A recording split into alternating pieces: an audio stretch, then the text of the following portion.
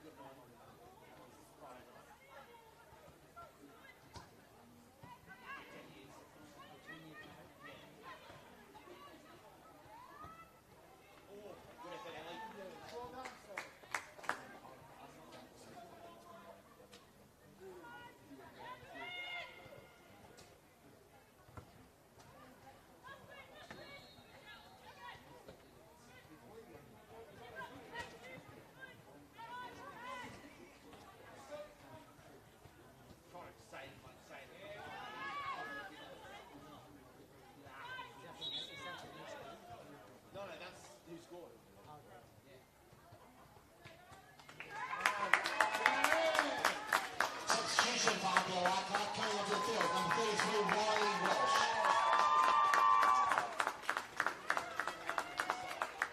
And making away from the field is number 37, Alice Bowles.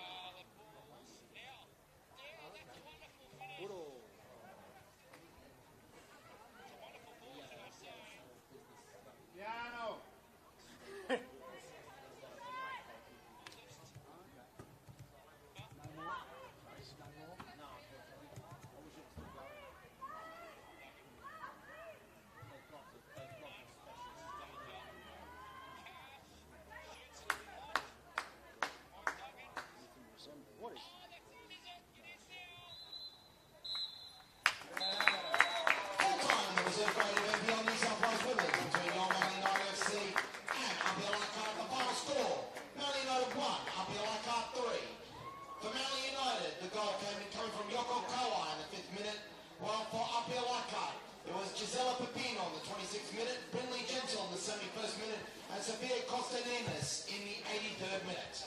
Ladies and gentlemen, make sure you stick around for our main game at 5 o'clock of NPL New South Wales Women's between your Man United FC and APIA Leichhardt. Ensure that your business or organisation is kept neat and tidy with Brown Brothers Skip Bins. Founded by Wayne and Gary Brown, Brown Brothers Skip Bins are the best in waste management, from disposal and clean-up to recycling and even secure document disposal. Highly effective and environmentally friendly, Brown Brothers Skip Bins will ensure that you are trying to push the proverbial up a hill. So give Brown Brothers Skip Bins a call on 9999 6466 or visit them at www.brownbrothersbins.com.au. Brown Brothers Skip Bins, their business is picking up. Picture showing, by the way. Well, ladies and gentlemen, we can confirm that the lineups for our main game at 5 o'clock, the NPL New South Wales Women's between your Man United FC and APIA Leichhardt, are now confirmed, and they are as follows. For APIA Leichhardt, number 3, Tanya Barazio. Number 4, Natasha Pryor. Number 6, Tara Morona Walker. Number 7, Charlotte Lancaster. Number 8, Chiara De Domizio. Number 11, Ashley Crofts. Number 16, Estelle Fragale. Number 18, Sophie Hoban. Number 24, Charlotte Young. Number 25, Paige Haywood. And number 90, Sally James. And on the bench, number 1, Sophie Marcus. Number 5, Teal Kilbride. Number 15, Gisela Pepino. Number 17, Angelique Kiristolu. Number 19, Imogen Lane. And number 21, Caitlin Kipatrov. And now, the lineups for your Manly United FC. Number 1, Nicole Simonson. Number 2, Phoebe Gilbane. Number 3, Grace Arnold. Number 5, Nicole Stewart. Number 9, Emily Minette. Number 10, Alexia Caristal. Number 11, Tegan Biasi. Number 12, Ariella Cabea. Number 14, Leah Burton. Number 16, Daisy Aerosmith. And number 20, Sian Bozanic. And on the bench, number 4, Bonnie Adams. Number 13, Caitlin Jarvie. Number 18, Ruby Vernon. Number 27, Holly Smith. Number 34, Corinne Winkler. And number 40, Christy Kanagisa. Those are the lineups for the main game of this evening, NPL New South Wales Women's between your Man United FC and APIA Leichhardt. Kick off just minutes away.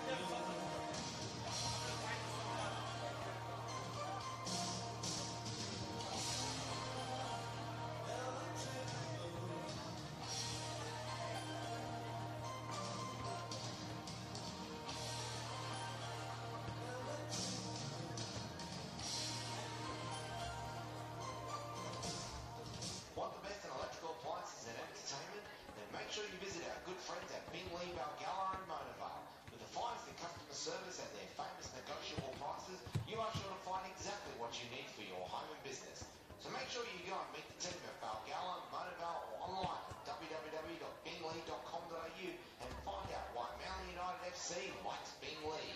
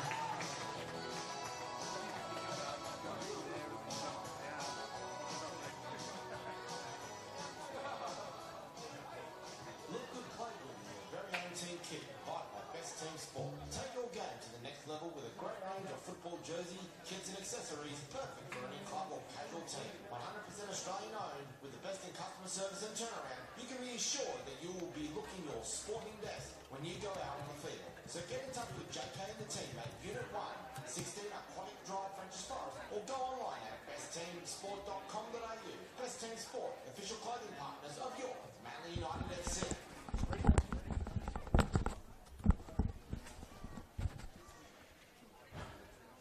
Good evening, everyone. Thanks for joining us here on the Football New South Wales YouTube page. Well, time flies when you're having fun. Can you believe it? We're already in the second half of the season, and we've got a massive one for you here at Cromer Park. It's Manly United versus APIA Leichhardt, two teams right in the mix of the premiership race, and we're about to bring it to you live. Eric Subihano here on the mic from the Lucas Neal stand. And I've been looking forward to this one ever since I got the email telling me I was calling this game. For those of you less familiar with the two teams, it's the home kit, the traditional dark blue kit for Manly United, while APIA are in their away kit, the predominantly white strip. I'll take you through the two lineups, perhaps an appropriate break and play because we're about ready to kick off. But firstly, a shout out to the third team, the match officials in the centre with the whistle, Simon Ashari. Assistant nearest to us is Blake Eastwood, and the assistant on the far side, Kai Nishimura-Smurthwaite. There we go.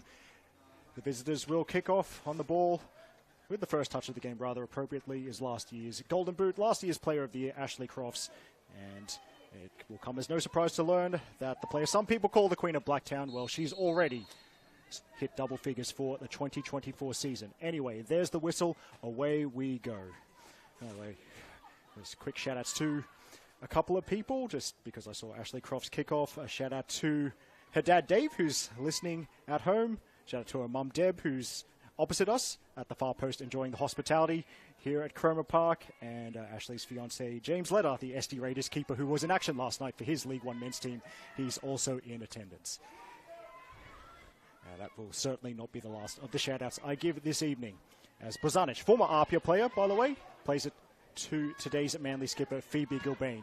Now, good pressing from Sophie Hoban, taking the ball off Leah Burton, and there's the run from Charlotte Lancaster.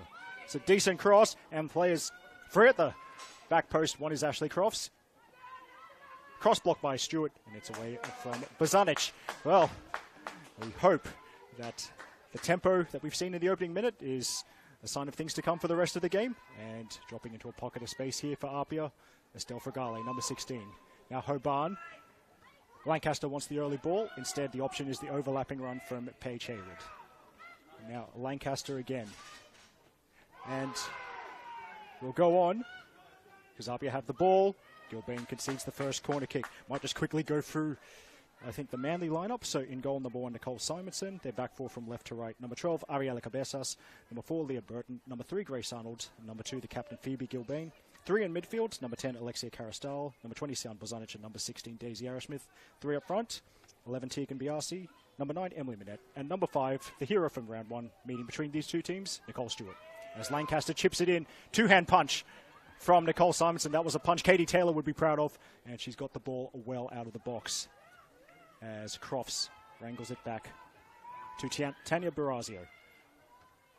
Two players who I think this is the third club Crofts and Barazio have been teammates at, previously teammates at Blacktown Spartans and also at Mountain Magic Futsal Club. As Fragale is the open player. Trust me, I am going to go through that RPL lineup when I get the right moment, but they keep attacking in the early moments. Hoban. Back in familiar surroundings, Sophie Hoban, after her first A-League women's season with the Newcastle Jets. And Sophie Hoban, along with teammate Tash Pryor, helped the Jets reach the semi-finals of A-League women for only the third time in her history. And also, shout out to another APIA fave who was part of that Newcastle Jets squad, not involved today, who is the young Matildas defender, Claudia Chico. Hayward throws it, and Gilbane then sends it down the line. Minette trying to locate the ball in the floodlights. Header from Tash Pryor. Also playing against her former club, by the way. Tash Pryor, well known to the folk here on the northern beaches. Burton. It was an awkward one for Gilbane. So Fragale, well, that's why they call it the Gennaro Gattuso of NPL New South Wales, because it was a little bit of a loose ball, and Fragale on it in a flash. I'm so glad. By the way, thanks to Nicola Posner for coming up with that nickname for Estelle Fragale. He did say it on NPL New South Wales socials last week after her excellent performance and a goal when APIA defeated Rams 2-1 away from home. But here's Nicole Stewart. Stewart cutting inside. Has a teammate in the middle, or could go herself. Barazio stuck to the task well. It's cleared over the touchline by Charlotte Young. It will be a throw-in, and that is a battle to keep an eye on. Two very quick players. Nicole Stewart started on the left-hand side of Manly's attack, and Tanya Barraza will be, assumed, up against her as Apia's right back. Bozanic bounces it off Arrowsmith. Good tackle from Hayward. And now Lancaster will chase that. But here's Leah Burton. Now Gilbane has a runner, but instead goes direct. And a flick. It's a right idea from Tegan Biasi, looping it, because that's pretty much the only thing she could have done if she wanted to score with that ball. But it's an easy catch for Sally James. Might as well go through the APIA Leichhardt lineup now, because you've waited long enough. So in goal, as I just said, number 90, Sally James. Expecting a back four from left to right. Number 25, Paige Hayward. Number 24, the captain, Charlotte Young. Number 4, Tash Pryor. And number 3, Tanya Barazio. 3 in midfield. As I hold that thought, is Ashley Crofts trying to race away, but it'll be pulled back for a free kick to the visitors. So 3 in Apia's midfield. We think that'll be number 6, Mona Walker. Number 16, Estelle Fergale. And number 18, Sophie Hoban. And 3 up front. Number 7, Charlotte Lancaster. The player they call the Kiwi, Katie McCabe. Number 11, Ashley Crofts. And number 8, Apia's new signing after her first A-League women's season with Western United. Number 8 is Chiara Dedomizio. Got there in the end. It only took me 5 minutes to get through the lineups.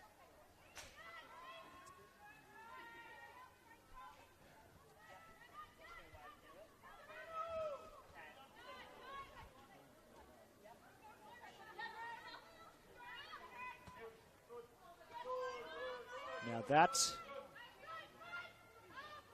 well, Paige Hayward, I think she was happy to let it run. Then she sprinted. Maybe she thought it was a touch off Apia, but it'll be a throw-in instead to the visitors. And a somewhat foul-looking throw from Paige Hayward, but will go on. By the way, if you're familiar with my commentary, you'll know that I love to go around the grounds. I've got some League One women's updates for you already, but we'll wait, because firstly, here's an attack, and it's a move straight into the box. The shot is high and wide from Dedomizio.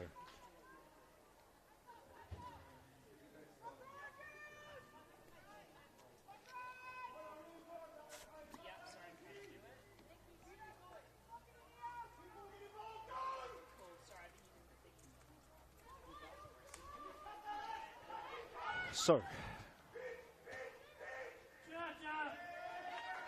as Manly trying to play short passes out from the goal kick, and Apia successful winning that little battle by pressing high. Now Charlotte Lancaster, that's a very interesting long throw. Compared Charlotte Lancaster to Irish superstar Katie McCabe, but judging by that long throw, there's a bit of Megan Campbell about the young Kiwi as well. That's something to keep an eye on as the game develops. Now Tash Pryor and James, cool despite the pressure coming, and Young plays it forward to Walker, but the foot in there from Carristal. Then Arrowsmith has a shot. That's easy for Sally James. 2 sets of substitutes. Firstly for Manly United, the backup keeper is Christy Cannongieser. The others, Corinne Winkler, Bonnie Adams, Harley Smith, Caitlin Jarvie, Ruby Vernon. That's the 6, and the coach is Tom Hopley. Now Carristal might open up for her here, and Carristal now Biasi, good first touch, Tegan Biasi, and it's inches wide. So that's the first really clear-cut chance of the game. It's gone the way of the home side. Tegan Biasi wasn't too far away from her 4th goal of the season.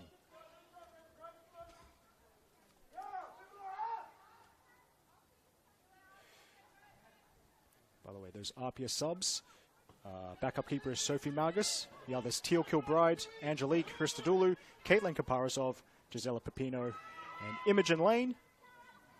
Apia coached his first season in charge of the Apia Leichhardt women's first grade side is Bradley Attard. By the way, if there were some kind of technical issues with our broadcast, I believe, we do apologize for that, but I've got the stream, loaded the stream in front of me, and I think we're all good to go. Big thank you to Lydia, our camera operator, for today. We love seeing new members of the team down at Sportscast to do such a such a good job filming not just NPL New South Wales, but many other different sports as well. Short throw, and then Gilbane up and over the back line.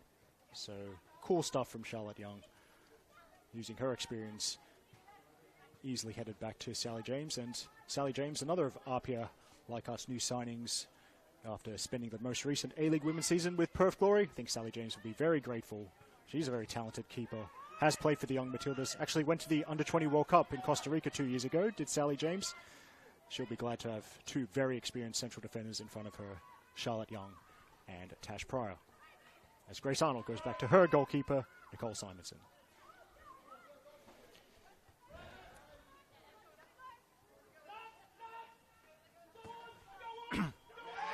Now, run from Tegan Biasi, and the flag stays down. Biasi aiming for that far post. Nicole Stewart is fast, but was never going to catch up to that one. Yes. By the way, it's my weekly shout-out to longtime Football New South Wales reporter Justin Davies. He's keeping me update, as always, with the women's second division. So a couple of scores coming in. From the Illington Sports Centre, St George FC 0, Mount Druitt Town Rangers 2. So Mount Druitt Town Rangers having a great season in the second tier and a clean sheet for them.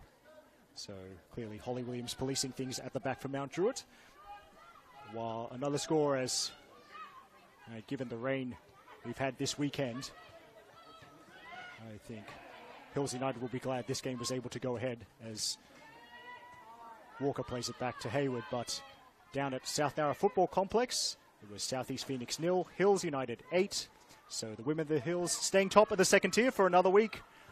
And that is an 11th clean sheet in 16 games for the Hills United captain, Sarah Easthope.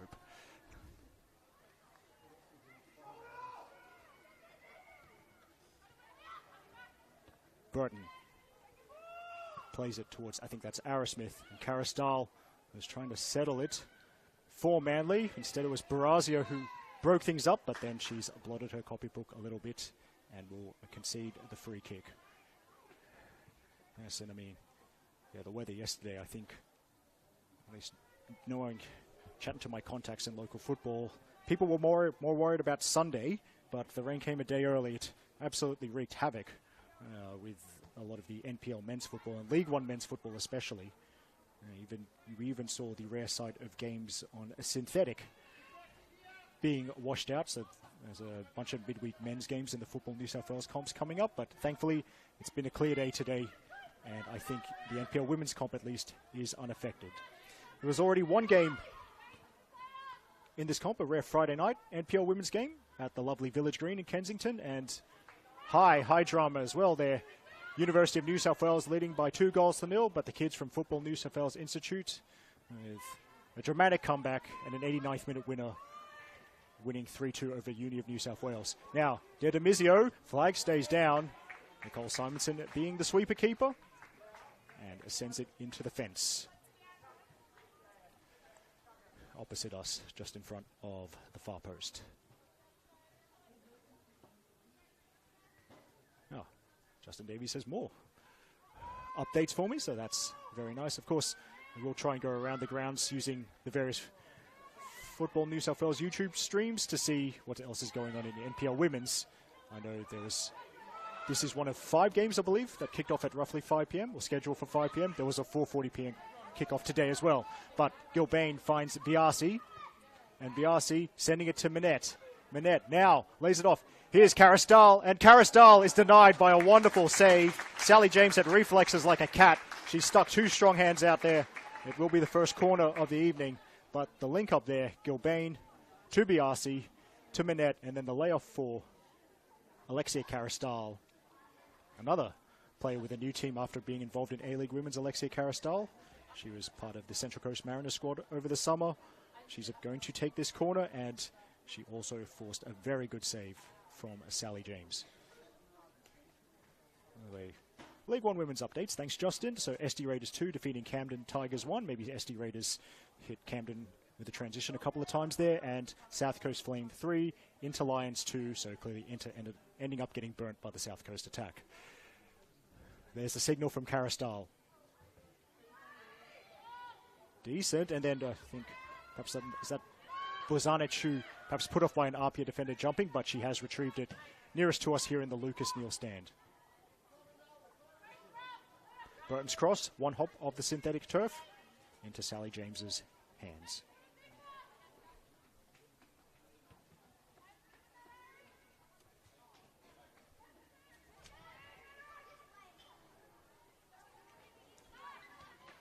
Fregale to Walker. Now Hayward. And it's Fregale. And Fregale there. Swarming her there. Manley and Gilbane, who will get a great view of what Gilbane offers, especially in the first half here. Absolutely energetic and will run up and down the field all game, but going the other way is APIA with Dedemizio. Will go on. And here's the shot. It was Barazio. With the effort, it's straightforward for Simonson now. Keep an eye on Chiara Dedemizio's welfare. Looked to be a bit sore. Officials didn't see anything wrong with that. And will go on.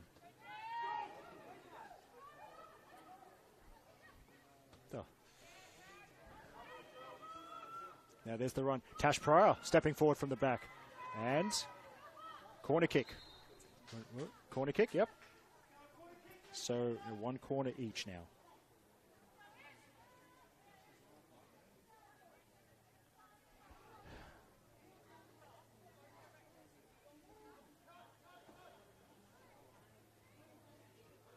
Charlotte Lancaster across to take this corner kick. Charlotte Lancaster has already scored direct from a corner. That was in APIA's round 3 victory over Sydney Olympic at Leichhardt Oval. So let's see how she tries this. And it's a good ball. And then who's the touch off last? Off APIA? Possibly. Actually, I'm not going to hazard a guess. No, actually, I will. Maybe it was Chiara Dedemizio with the final touch. But the important thing is it's over for a goal kick.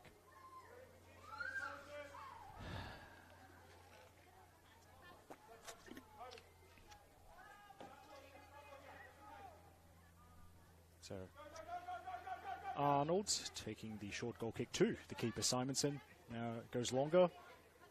Breaking it up. Charlotte Lancaster. Now we'll be blessed to see a couple of deadly duos in the goal scoring sense this evening. So thank you for tuning in. You've certainly made the right decision. For the home side, Manly United. All eyes will be on Emily Minette and Daisy Arrowsmith, who have combined for 15 goals already over the first half of the season. 9 for Minette, making her Manly's top scorer, and Arrowsmith contributing 6. By the way, I'm including Sapphire Cup goals in these tallies. And for APIA Leichhardt, the 2 to watch. As I said already, it's this player, Ashley Crofts, 10 goals for the season. And Charlotte Lancaster, a tally to match the number on her back. She has 7 goals for the 2024 season. And in case you are wondering why I call her the Kiwi Katie McCabe, well, she's already developed a talent for long-range shooting, just like the Ireland and Arsenal superstar. And she has scored a goal direct from a corner recently, just like Katie McCabe did in last year's Women's World Cup when Ireland played Canada in Perth. I was right behind.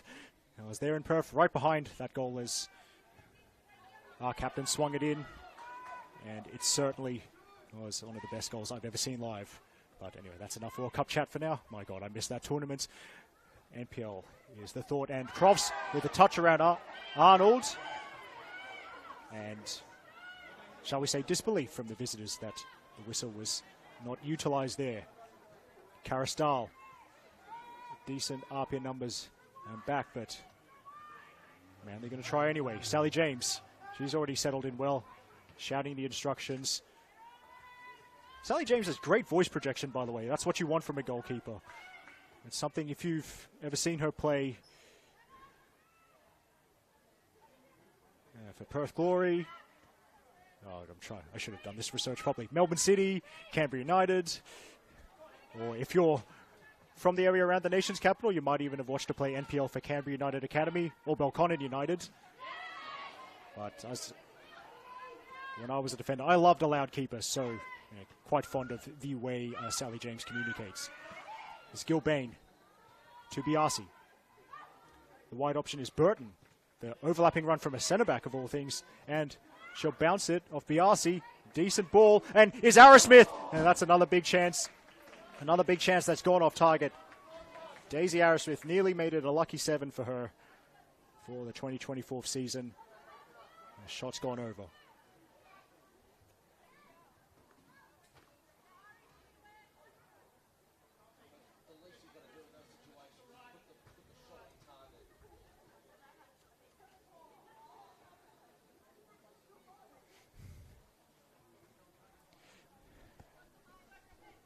By the way, shout out to Lockie, who's tuning in after, I believe he was actually at a League One women's game down in Sutherland Shire, which finished Sutherland Strikers 0, Bankstown City 4, although by far the most important thing from that game, well, I'll get on to it in a moment, as Biasi skipped past Hayward, cut back here, now Gilbane, and, he's trying to force a way through. Gilbane hasn't given up on this, and the shot from Arrowsmith is over.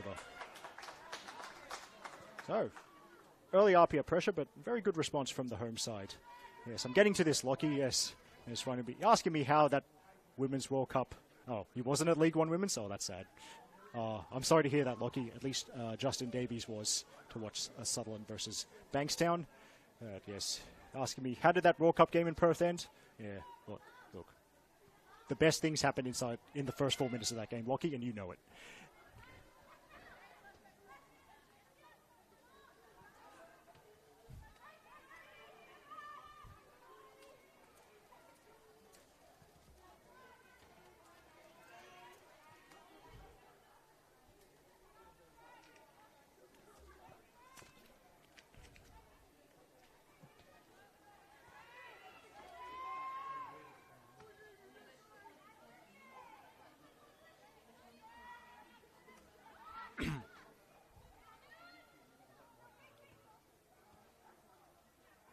Cabezas getting the foot in, and then Arrowsmith. Now Minette finding space between the lines, and I think Tash Price saw that coming. Just one of the more subtle arts of central defence, bending her defensive run to block the attacker's path towards goal. But Biasi didn't give up. Now she'll run into the box, rides the challenge, and Biasi, outside of the foot effort, saved by James.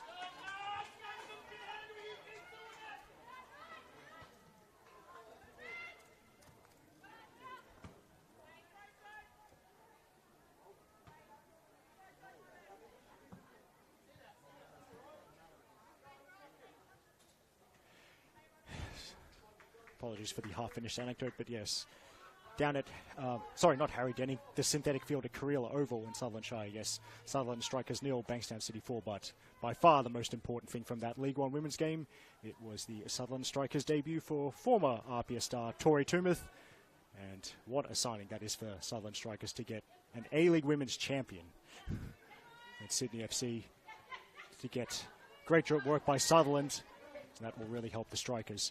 As Crofts with a wonderful ball, and the attempted lob, right idea from Dedemizio, it goes wide.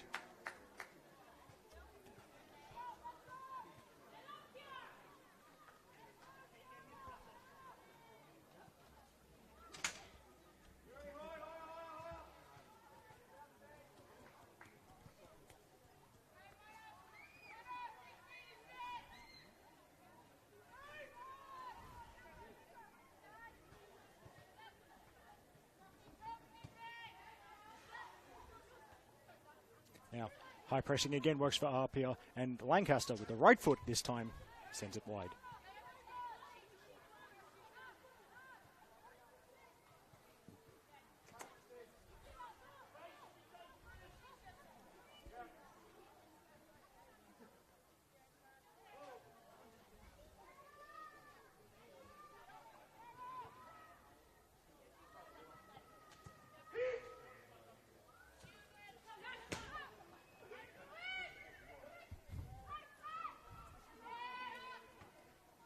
Walker hooks it over her head, and combination of Burton. Then Cabezas clears this for Manly.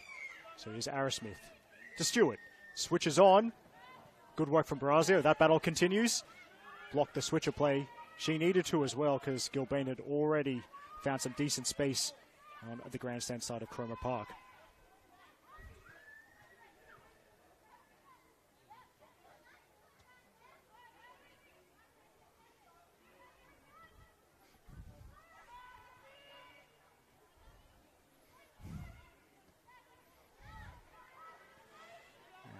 Cabezas. By the way, the patrons there at the far post, and I reckon there's both Manly and APIA representation there this evening, getting a great view of that passage of play.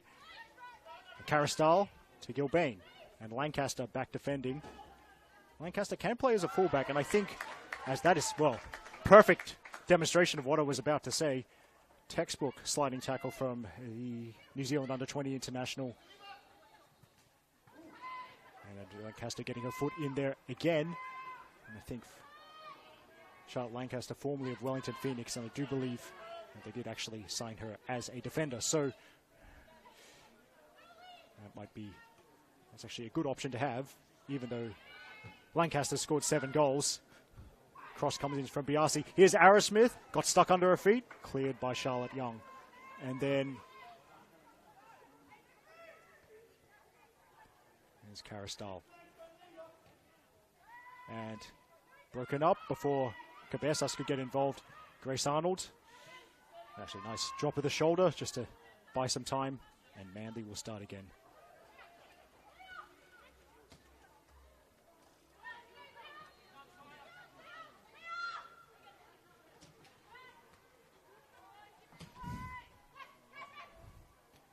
Manette. Caristal, and just a bit of a breakdown in communication there. Stewart running one way and the ball going the other way. Bit of a breather coming up for APIA.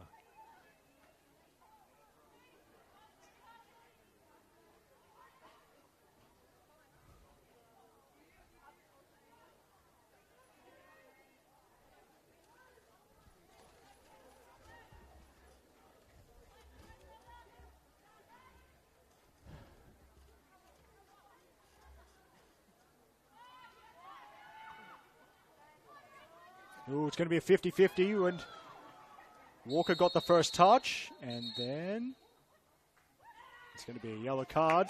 Handball, I think, is the decision against Phoebe Gilbane, and that's going to be, she's got more than an hour to play now, the Manly captain for today. Phoebe Gilbane on a yellow card. Gilbane, my understanding is that the usual Manly captain, Ruby Jackson, not in the squad today because of an injury, but so we certainly hope, we wish a speedy recovery to Ruby Jackson. We hope to see her on the field for Manly soon. But here's Hayward. Lancaster whips it in.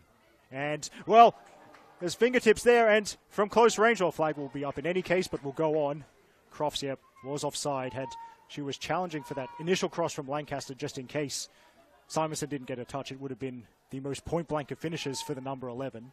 It would also have been her 11th of the season. But he didn't get back onside in time for that effort from Dedemizio, but it's sensible officiating as we just played on because Simonson had the ball. Now Stewart on the move again. Worked back by Young to James. And there's Walker. Another former Kiwi Youth International, just like Lancaster. Another former Wellington Phoenix player. Now, there's the shot, and it's off the post. That's the closest one yet. It was Arrowsmith. She's relishing this new midfield role for Manly this season, as Walker goes into the book for something that happened earlier. Apologies, I missed that. But Daisy Arrowsmith, we've known her as a forward down the years in this competition, whether that's with Northern Tigers, Bankstown City, or if you remember North Shore Mariners / Northbridge. Now playing generally this season for Manly is more of an advanced midfielder and still making a goal-scoring impact. As I said earlier, 6 goals for the season already, scored by Daisy Arrowsmith. Burton, it's a bit of a loose touch, and the early pass immediately. Crofts had the right idea.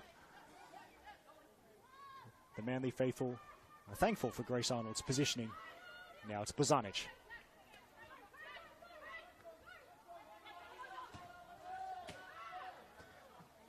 Gilbane lunging there. And it's with Paige Hayward. Another Central Coast Mariners player from the summer in A-League Women. And, of course, this is my obligation because I know that Lockie France, the man behind the wonderful College Matildas platform, is watching, so he'll correct me if I'm wrong, but from memory, Paige Hayward. Actually, I'll hold that thought as it's Biasi coming in, left side of the box.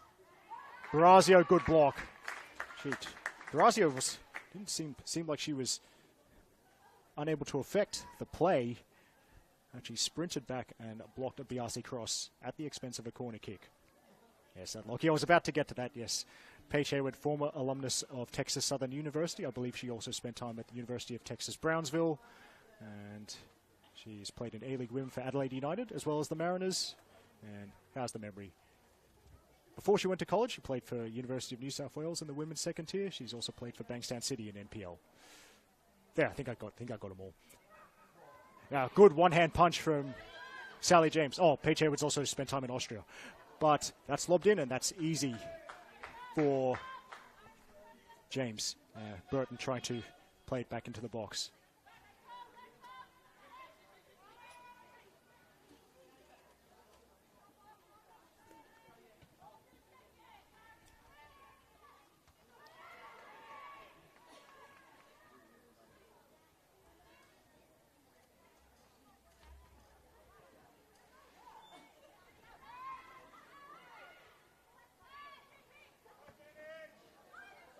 Pryor. Now, here's Paige Hayward. Nutmeg. Oh, that'll please Lockie France. And now Hayward again to Fragale. Tash Pryor. Player who'd be very familiar with this particular venue, Tash Pryor. Now the cross from Lancaster, and Crofts making another run. Easy, right into the breadbasket for Nicole Simonson.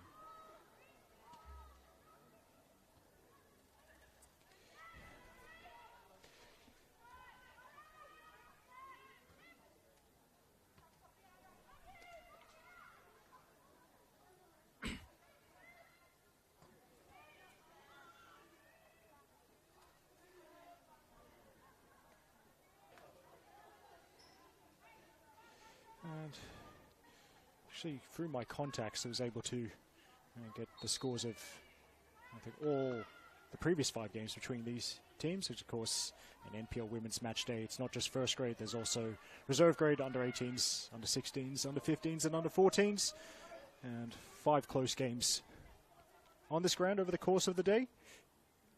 I'd expect this one to be close as well. Simonson up, catches, so good command of the penalty area from Manly's long-time shot stopper.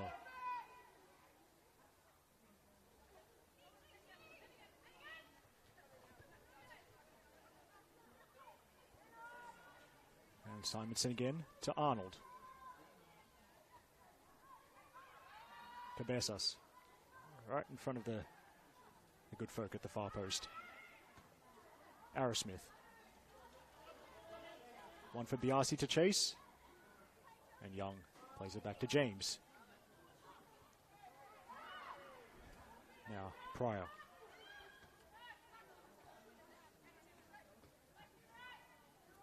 Pryor again. And of course Tash Pryor can play as a midfielder as well, in fact, from memory. And I hope this is right. Tash Pryor was a midfielder in the Manly United side that won the 2017 NPL Women's Championship. That's good for Brad Attard to have that kind of versatility at his disposal.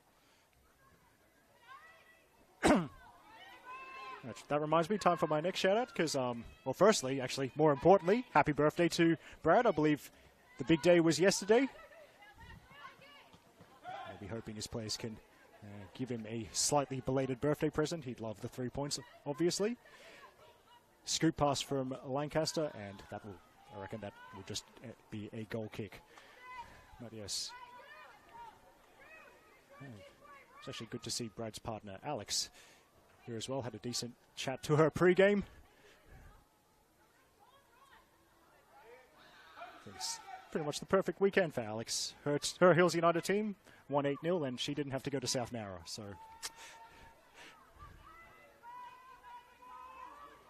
things have been working out well for her this weekend.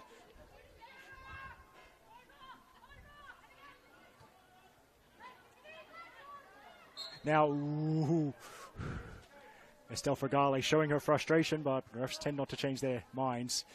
She thought she could have been in, and she did score last week. Estelle Fragale, a left footer from outside the box, so her weaker left foot, but it was a strike Charlotte Lancaster would have been proud of. The goal from Estelle Fragale that eventually won the game for APIA Leichhardt against MacArthur Rams in, I think, last week's women's match of the round. Fragale doesn't score too many, but you wouldn't know it from the way she took that chance when it came her way at Linwood Park. Now, Biasi to Minette. And foot in there from Walker.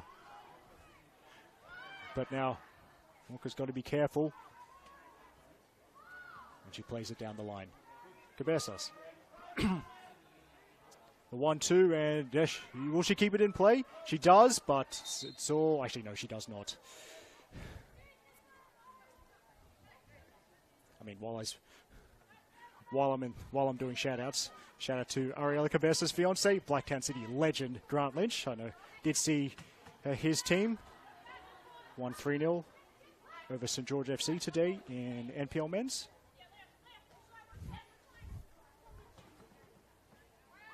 Fragale in the way, as she tends to be, and then I was wondering if that was going to be another handball, but instead the decision's gone Apia's way.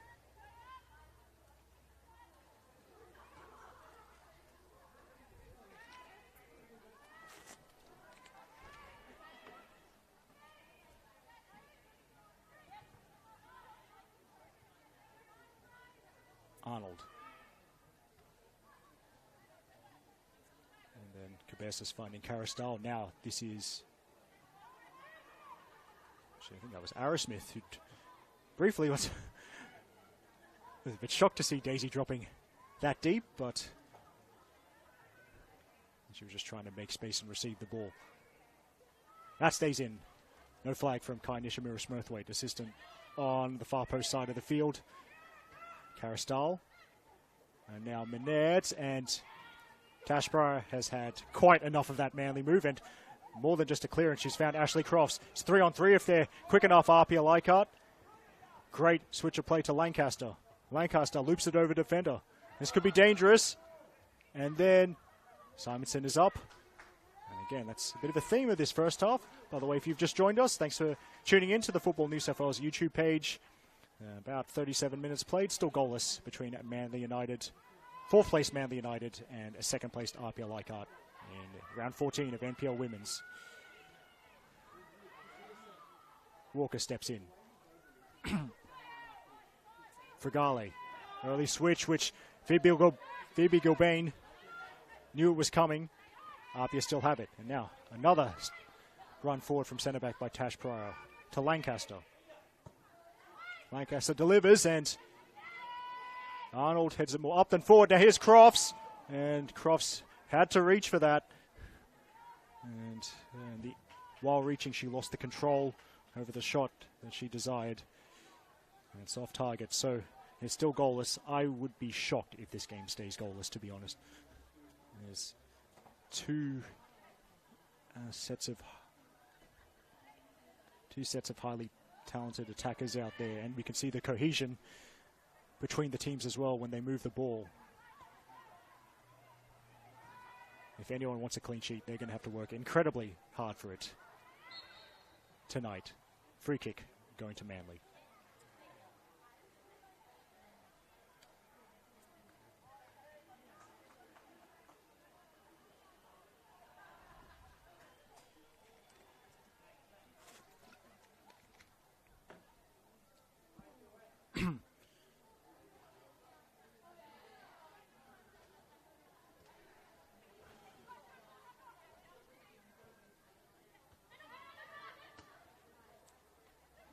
back underway now.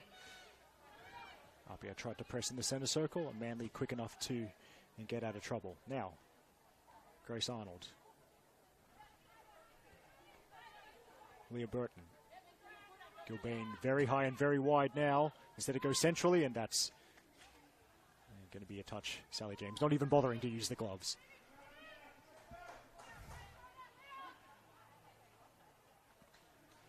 I might just mention the other games. There was a 4:40 p.m. kickoff at a venue that I presume is absolutely freezing by now, Northbridge Oval, where Bulls FC Academy are hosting Blacktown Spartans. And a quick check of the YouTube stream before we went live here at Cromer Park, as that game started before this one, of course. So 2 early girls from Bulls FC Academy. One from, I think, maybe one or maybe both from their new signing, Brianna Woodall. There's another member of the Central Coast Mariners A-League women's squad.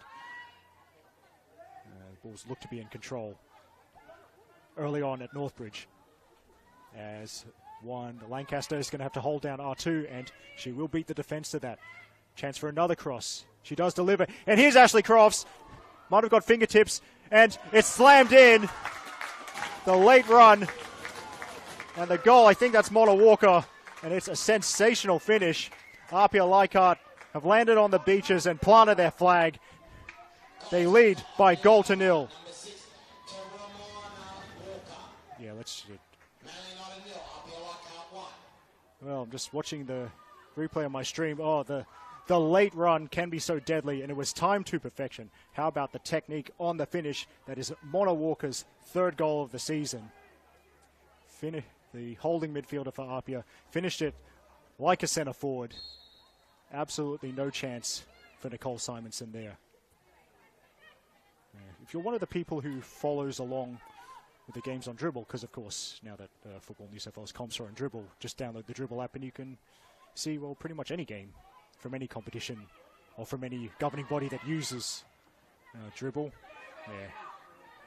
You might notice that Mona Walker's full name is on the team list. That'd be Terera Moana Walker, but I just try and keep it easy and call her Mona Walker. I feel like don't want to challenge myself too much. But whatever name you know her by, no denying the quality of that strike, as APIA looking for a free kick, which they won't get. And then Charlotte Young just clearing the ball over halfway. Returned with interest by Burton. Now Caristal. And then Gilbane for Biasi. And then Tash Pryor doing what every central defender loves doing, shepherding the ball over the goal line for a goal kick. And getting a hearty round of applause from APIA official Alex Chico.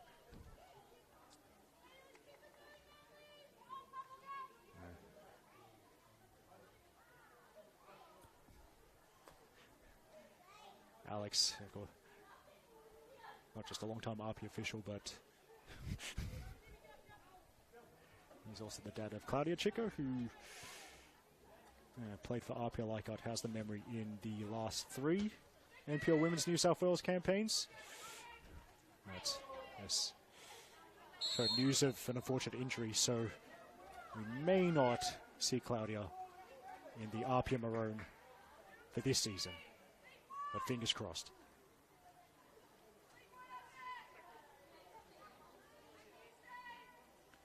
The Chico's very much an APIA Leichhardt family, I think.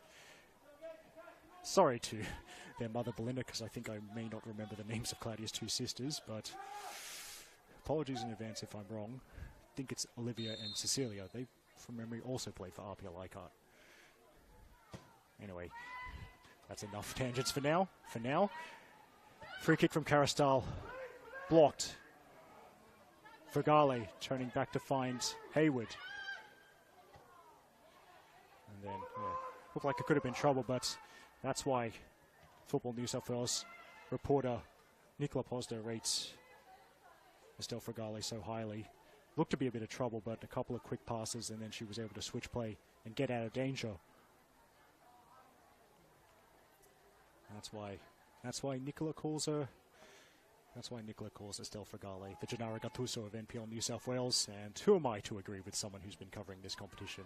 Sorry, who am I to argue with someone who's been covering this competition for over a decade? as James throws to Hayward. She'd better hurry to play it because Gilbane was pressing. Now Burton, decent first touch from Biasi. Biasi, little shimmy, gets rid of one defender, but not Hayward. Gilbane's forward again. Now Biasi. And Biasi, the cross. Maybe the Lancaster pressure put Biasi off, but Manly still have it. Caristal trying to curl one to a teammate. Walker, today's goal scorer, gets in the way. Crofts, first touch, decent. Got rid of Arnold, but not Caristal, who was round on the cover. Barazio settles for the throw.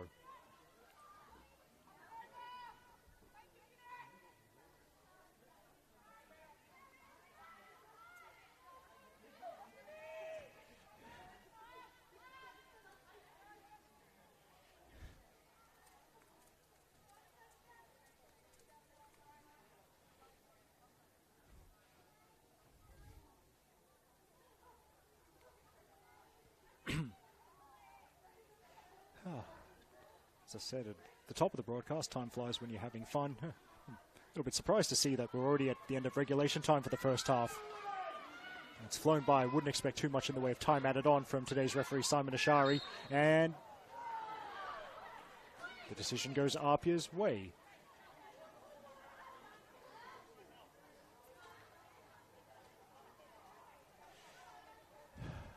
Just briefly, and these are the other games in NPL Women's for this round 14, as that goes over Paige Hayward. So the other, I think the ones I haven't mentioned yet, the other 5 p.m. kickoffs. Rams versus Stingrays. Actually, well, I'll wait on that as Biasi gets the touch, and then, well, she has kept it in. And it's going to need some support, Tegan Biasi.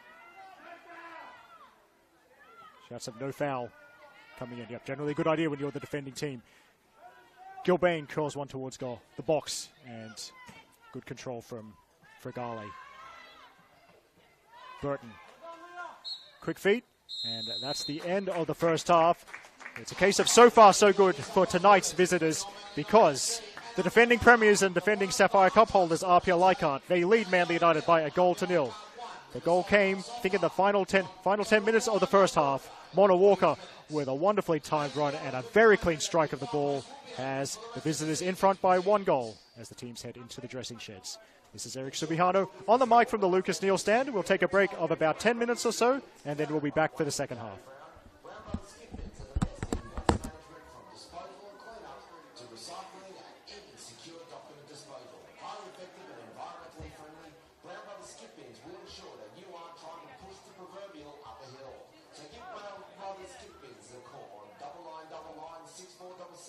Or visit them at www.brownbrothersbins.com.au. Brown Brothers Skip Bins, their business is picking up.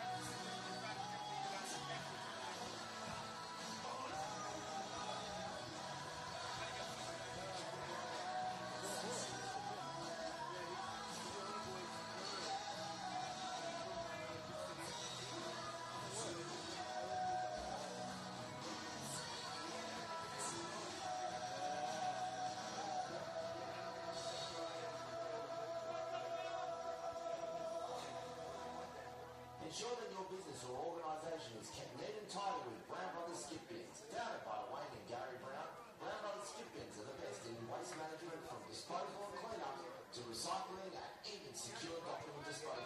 Highly effective and environmentally friendly, Brown Brothers skip bins will ensure that you aren't trying to push the proverbial up a hill. So give Brown Brothers skip bins a call on 9999 6466 or visit them at www.brownbrothersbins.com.au. Brown Brothers skip bins, their business is picking up.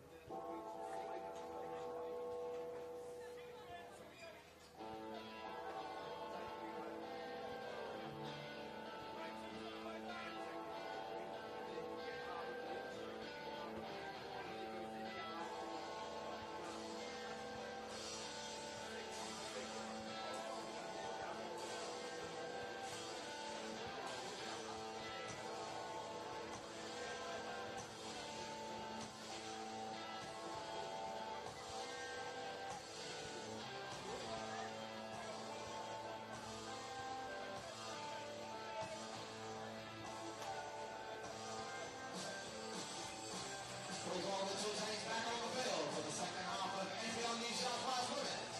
Your Man United FC and APIA Leichhardt, the halfway score, Man United 0, APIA Leichhardt 1.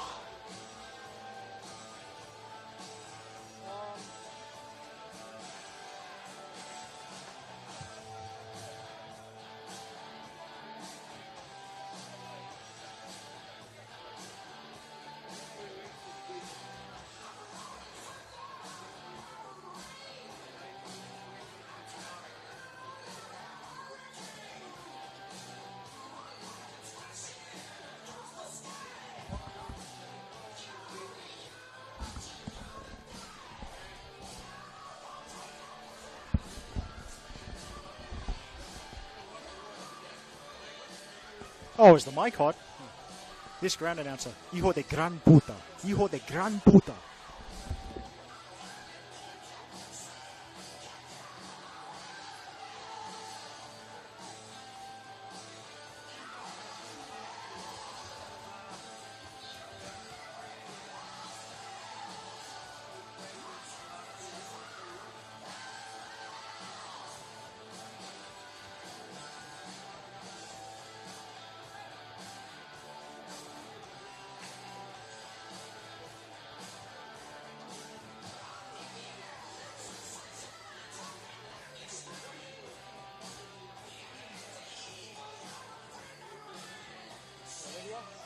Video.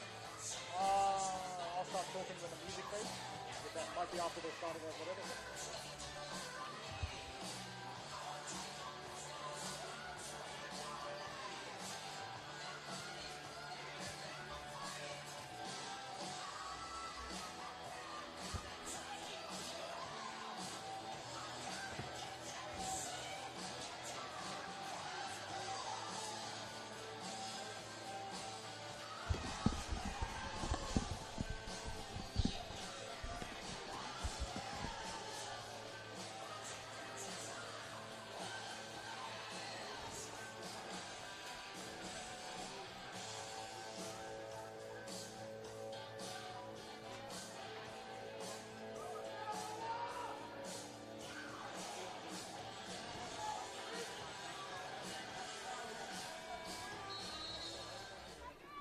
Welcome back to the second half of our NPL women's coverage from Cromer Park, where it's the away side, APIA Leichhardt, who lead by 1-0, courtesy of the former New Zealand Youth International and former Wellington Phoenix player, Mona Walker, her third goal of the season.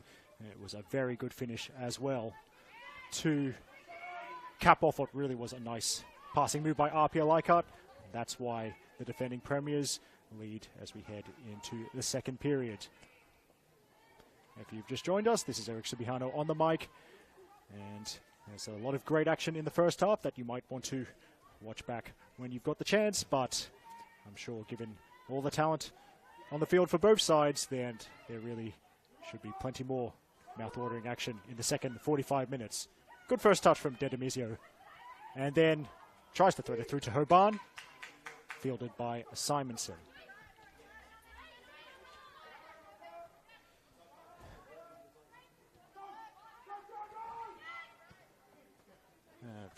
As Barazio gets the foot in there against Biasi. Now Crofts delivers, and to be fair, that's the kind of ball that a player like Ashley Crofts, if she was in the middle of the field, would have tried to get on the end of, but instead it's Manly here. Biasi looked offside, but it doesn't matter because he was intercepted by Charlotte Young. Lobbed up by Daisy Arrowsmith. Manette's going to make a nuisance of herself, but Charlotte Young, nice headed back pass. Just trying to see if there's been any subs made at halftime. Okay, APIA are as they were to begin the game. Pretty sure Manly have not made a sub at halftime either. Yeah, those look like the same 22 players. So, again, if you perhaps were a little bit late in joining us, I'll run you through the two starting lineups when the play slows down a bit, although, as we saw in the first half, it might take a while for it to slow down. Here we go. Simonson on the ball with not much pressure around her. So, once again, for Manly, in goal number 1, Nicole Simonson. Central defence, number 14, Leah Burton. And number 3 on the ball now, Grace Arnold. Left back is this player, number 12, Ariela Cabezas. At right back, number 2, Phoebe Gilbane, today's captain. 3 in midfield, number 20, Sian Bozanic. Number 10, Alexia Caristal. And number 16, Daisy Arrowsmith. And the 3 up front, number 9, Emily Manette. Number 11, Tegan Biasi. Number 5, Nicole Stewart. But Stewart's got to defend. Nice run from Dedemizio. And Stewart, who has made many appearances for Manly as a kind of more defensive player. She showed that ability there. It'll be an APIA corner kick.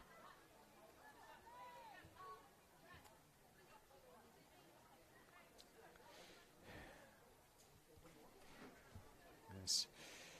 Oh, thinking about that Mona Walker goal. Her surname does, of course, remind me of Chuck Norris.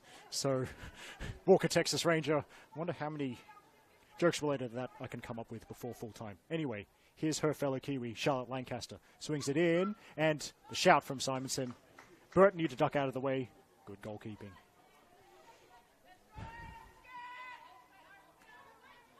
So, here's Arnold, and encouragements from, I think, Brad Outside, APIA coach. Wanted them to start pressing. And there's APIA's reward. Barazio now with the throw-in towards Lancaster, who maybe she just wants to be near the cameras. She was on the left-hand side of APIA's attack in the first half. Now she's, at least for now, on the right-hand side. With the side effect, shall we say, that she is once again on the side closest to the grandstand and closest to the camera. I appreciate the effort, Charlotte.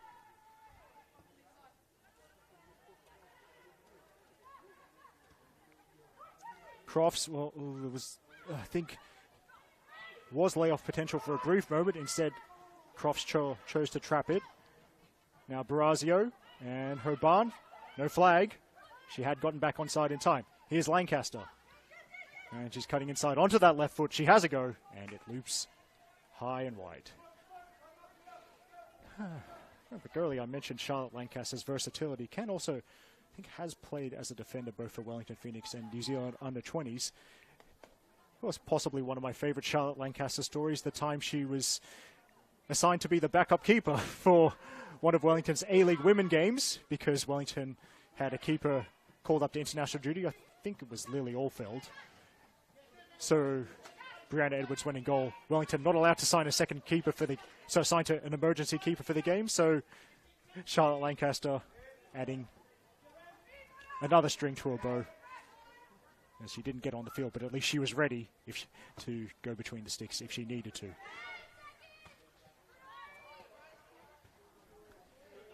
Stewart quick enough to keep that in play.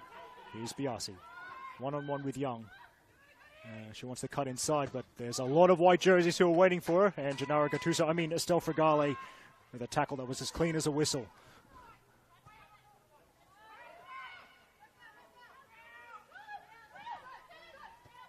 Hoban. Crofts dropping deeper. And then the layoff to Lancaster, but it's Stewart with the foot in for Manly. Cabezas. And Cabezas, Minette wanted the early ball. Charlotte Young, good positioning, good anticipation. just what you want from a centre back. And she goes back to Sally James. Now, Stewart didn't quite read the bounce, so his Crofts and Hoban option to her left if she stays onside. Chiara Dinamizio did not stay onside, according to Blake Eastwood, assistant on the Lucas Neal stand side of the ground. And the offside. Oh, by the way, a reminder of that APIA lineup, because it's no subs as of yet made by Brad Attard, the birthday boy, or at least the birthday boy for yesterday. So in goal for APIA, number 90, Sally James. Central defence, the captain, number 24, Charlotte Young, and number 4, Tash Pryor. Right back, number 3, Tanya Barazio. Left back, number 25, Paige Hayward. 3 in midfield, tonight's goal scorer, number 6, Mona Walker. Number 16, Estelle Fragale. And number 18, Sophie Hoban. And the 3 up front, number 7, Charlotte Lancaster. Number 11, Ashley Crofts. And number 8, Chiara Dinamizio. And just on Crofts, by the way, one of the few players, can't imagine there'd be many players who have both an NPL New South Wales Women's Golden Boot and a Futsal Premier League Golden Boot. Ash Crofts has both of those awards. He's also the reigning Player of the Year. So, I actually had I remember having a brief chat to Ash after last year's Football New South Wales Gala Awards. It looked like she was weighed down with medals, so I trust maybe. I assume she got James Letter to help carry all her medals for her. Just make it a bit easier for her.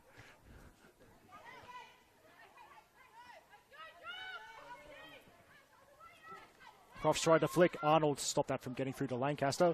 But second chance for Crofts. And Lancaster wanted the early ball, so it's Bozanic who's read that well in central defence. But Bozanic, former APIA player, recognised that Cabezas was upfield, covered the space, has conceded a throw-in, but from a Manly perspective, that's much better than Charlotte Lancaster running into the box. So here's Barazio.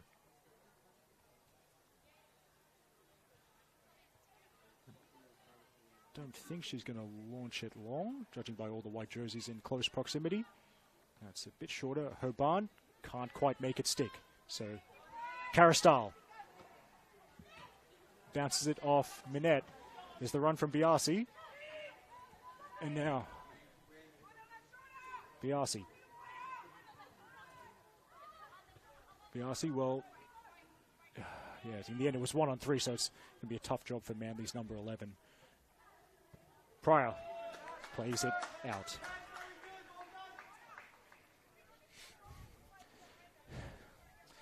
Just a brief shout out to other people listening. So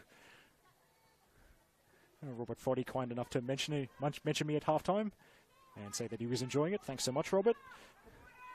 Also, not perhaps listening to the stream, depending on if someone has turned the volume up on their phone in the far post, but as that's played out again, notice that Sarah and Phil, Brindley Gentle's parents, have made the long drive from the Hunter Valley to be here today. So we hope they're enjoying both the game and the view from the deck at the far post.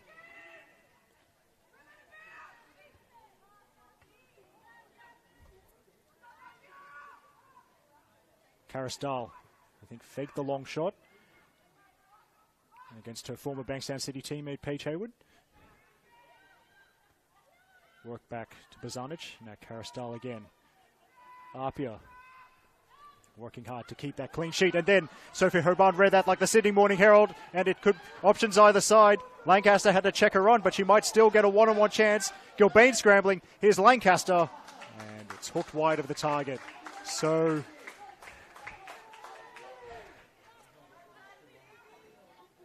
Lancaster could have been in for an 8th of the season. There's excellent anticipation from Sophie Hoban. And maybe if the pass had come a little bit earlier, Lancaster could have scored, but that's all done for now. And it's still 1-0 to APIA Leichhardt.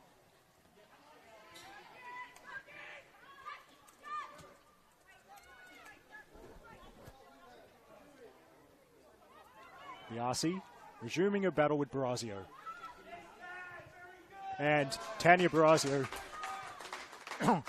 demonstrating the art of being a fullback. Didn't just prevent the cross, also won the goal kick, played it off Biasi. Let's see how he pronounces this one. Anyway, Angelique Christodoulou on, and Terera Mona Walker off for APIA. So, I mean, they have built a deep squad, because it might be a bit surprising that tonight's goal scorer is withdrawn before the hour mark, but Christodoulou is certainly a very good replacement. And Christodoulou is a good replacement. Should be a straight swap. Christodoulou looks to have slotted into midfield. And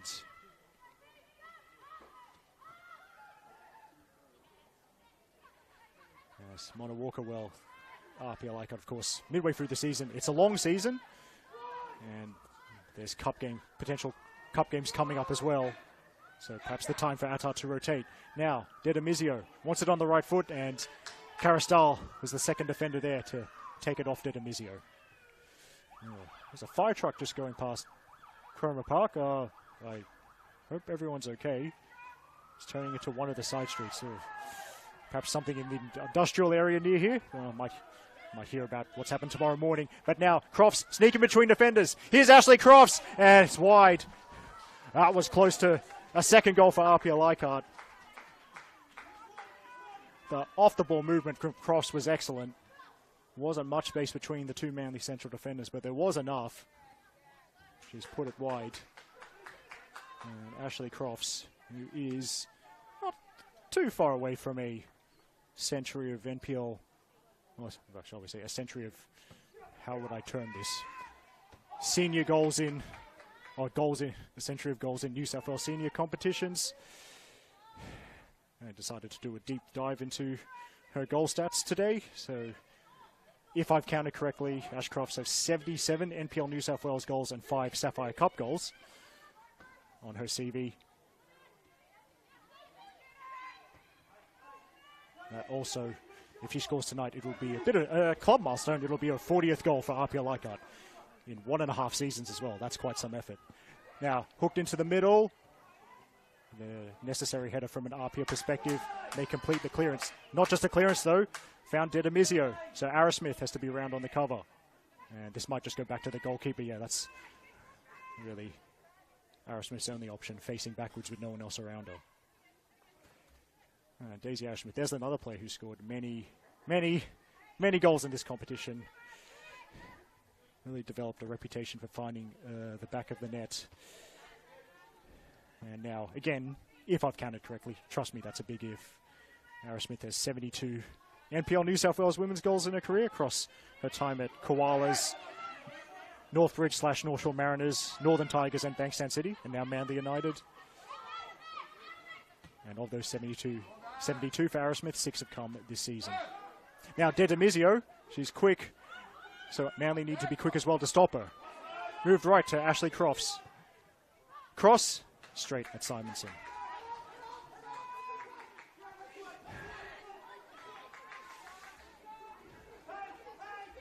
Cabezas, she's given the room to run, plenty of synthetic turf in front of her. Moved left to Emily Minette. Minette, now Cabezas, Tegan Biasi. Cabezas will settle for the throw.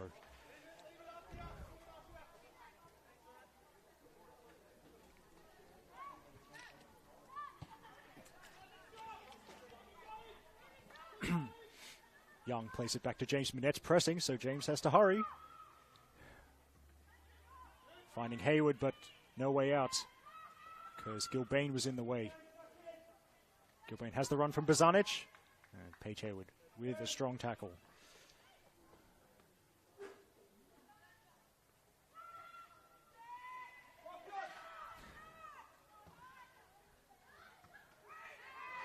Touch from Fregale, and I think she was ruled to have been clipped late, possibly by Caristal, so APIA will get a little bit of a breather.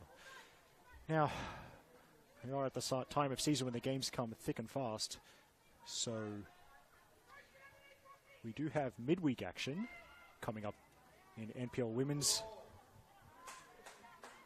So on Thursday night, also presumably we should call it Thursday night because there's going to be a women's game that night. But Thursday, 7:30 p.m. from Valentine Sports Park, Football New South Wales Institute are playing a catch-up game against Illawarra Stingrays. I'll have the commentary for that one from Football New South Wales headquarters. And then that leads very nicely into next weekend's NPL women's action, round 15, as Stewart tries the pass and the flag's up from Kai Nishimura Smurthwaite. But Saturday, 3 p.m. from the Arctic Circle, Northwest Sydney Spirit versus Blacktown Spartans. I'll have the commentary for that one. I'll also have the commentary for the next game. Don't know how this has worked out. Sunday, 4 p.m. from North Turramurra Recreation Area, a ground that is always cold and mysteriously wet for some reason. But anyway, at North Turramurra, Northern Tigers versus Sydney Olympic. So after this, there is a period when I'll be calling 3 consecutive games. So I hope the NPL women's fans like the sound of my voice, because if they don't, well, that's your bad luck. Also on Sunday the 9th of June, 4:30 p.m, it looks to be APIA Leichhardt's long-awaited return to Lambert Park. Talking to people before the game, everything looks really good, everything is good to go. And it won't quite be the first game or the first senior games at Lambert Park since the synthetic surface was redone, because there is an Australia Cup tie on Tuesday the 4th. It's not just a cup game, it's the Derby d'Italia between APIA Leichhardt and Marconi Stallions on Tuesday. But the first women's game back at Lambert Park, so to speak, appears to be APIA Leichhardt versus Gladesville Ravens in 7 days' time. That's 4:30 p.m. That'll be called by the Serbian Martin Tyler, Nikola Pozda. But now, Lancaster back on the far side. Can use that left foot and just put too much chili sauce on that. It's going to be a goal kick. Well, now that I was thinking of Lambert Park, shout out to Joe, who has been doing a great job for so many years, making endless amounts of coffees at the Lambert Park canteen. For me, he's the best barista in Sydney, and I can't wait to walk into that famous venue in Leichhardt and order a coffee from Joe, because it's just a little bit better when he makes it.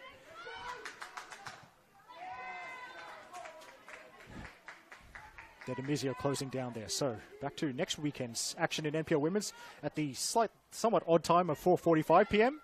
Sunday the 9th of June, 7 days' time. Football New South Wales Institute versus Bulls FC Academy. There's 2 women's games, 5 p.m. in 7 days' time. Emerging Jets versus the University of New South Wales. That's called by Ashley Borg, who will be taking his life into his own hands on that very dodgy scissor lift at Lake Macquarie Regional Football Facility. And then also at 5 p.m. in 7 days' time, it's Sydney University versus MacArthur Rams from the Sydney University football ground. Gotta love a ground with a bar in the grandstand. That'll be called by William Constantinidis. By the way, shout out to Will's parents, Alex and Catherine, who are in attendance here today. And then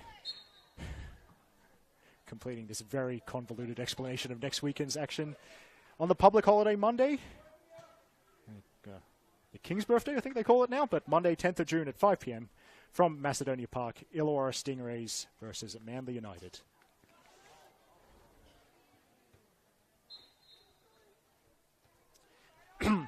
By the way, the second tier match of the round, the League One women's match of the round for next week, Sunday, 9th of June, it is Marconi Stallions versus South Coast Flame from the new synthetic surface around the back of the Palace Marconi Stadium. I'm told it's very nice. In fact, I've seen some pictures of it. It does look quite nice, and that's an interesting one, Stallions versus Flame, 7 days' time. So will Marconi gallop to a victory, or will South Coast Flame prove to be too hot to handle?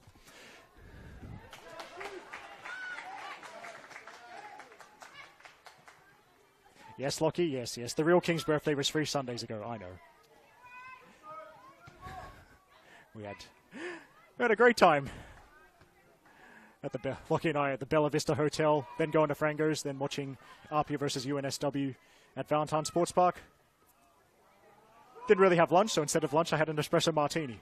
Anyway, there's a through ball, and Ashley Crofts clear through on goal, and Ash Crofts scores! Doubles APIA Leichhardt's advantage. She scored on a 5th consecutive visit to Cromer Park. That's her 11th of the season. And she's absolutely rifled that low past Nicole Simonson. That's why they call her the Queen of Blacktown. APIA 2, Manly United 0. And they're looking a little bit safer to earn 3 valuable points.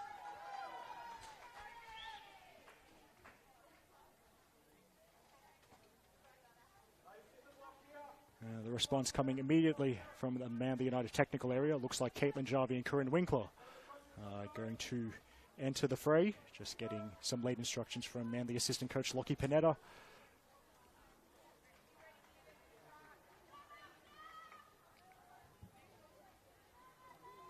Yes, that's a lesson for all the kids there. She missed a few chances, but she didn't let her head drop. She kept trying. Ashcroft's kept making those runs. And that is her 40th APIA Leichhardt goal in a shade over 1.5 seasons. What a signing that's been for the club from the Inner West.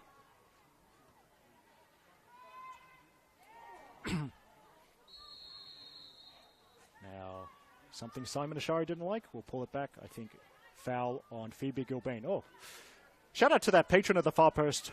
Her voice really carried. I could tell she was asking for a yellow. Well, I don't think she's going to get one. She's not going to get her wish, but you know what? It's hard to be unhappy watching a game at the far post. Just go in and get yourself another drink. That's what I would do, but unfortunately, I've got commentary. I would never drink during commentary. What are you talking about? Anyway, free kick. And Minette tries the touch. Charlotte Young. That's it away. And now Christodoulou. Fresh legs in APIA's midfield. And Paige Hayward. Interesting ball. And Lancaster's on the end of this. Croft's already in the move in the middle. Lancaster. It's palmed away. Stewart bounced at an awkward height. Stewart deals with it eventually. Crofts, did she get back on side? Flag stays down from Blake Eastwood. But it's just been a bit bobbly. APIA couldn't quite make it settle. And then Gilbane. Strong tackle on the far side. Oh, sorry, the far post side of Cromer Park. Biasi quick and strong enough to ride the challenge. Stewart's, he was just back defending, and Nicole Stewart already running forward, almost the furthest forward for Manly, but Manly have conceded the free kick. Well, score coming in, full time at Northbridge Oval. Well, I'll hold for thought.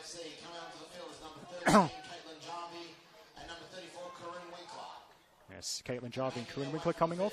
Is number 5, Nicole Stewart, and number 14, Leah Burton.